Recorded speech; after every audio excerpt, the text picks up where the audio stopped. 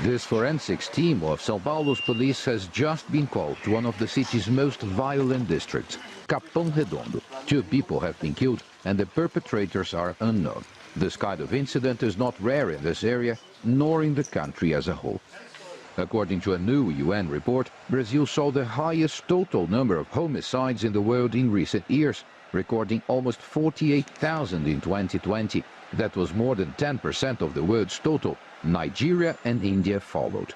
Measured in per capita terms, Brazil had about 22 homicides per 100,000 inhabitants, well above the world average of 5.8.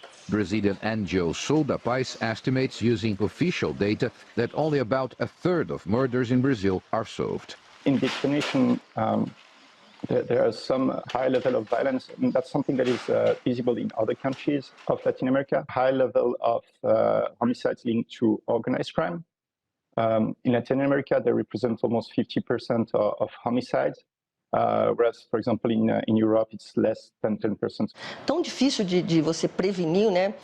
In the case of homicides, it's so difficult to prevent. How can I prevent a homicide that is so sudden? Sometimes even a trivial bar fight ends in one person killing another. This happens a lot. How do I prevent an execution? As we have seen a lot, people are being abducted from somewhere and executed in what they call crime tribunals. Here in the state of São Paulo, there is a center for reference and support for victims of crimes against life, known as CRAVI. It's a crucial service recognizing that in cases of homicides, the individuals who die are not the only victims.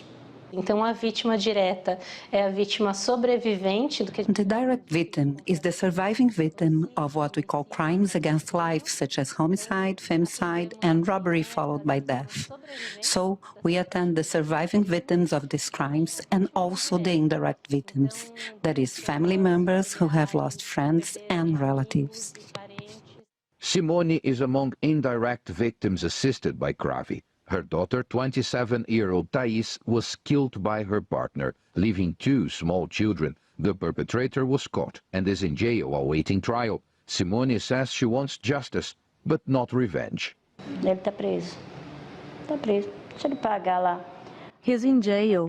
If he pays what he has to pay and gets out, I hope he becomes a better person. I put myself in the place of his mother and him too, because such a young person, when they do something like this, it seems to end not only their life but also the mother's life.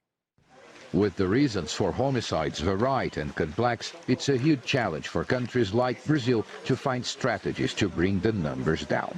Paulo Cabral, CGTN, São Paulo.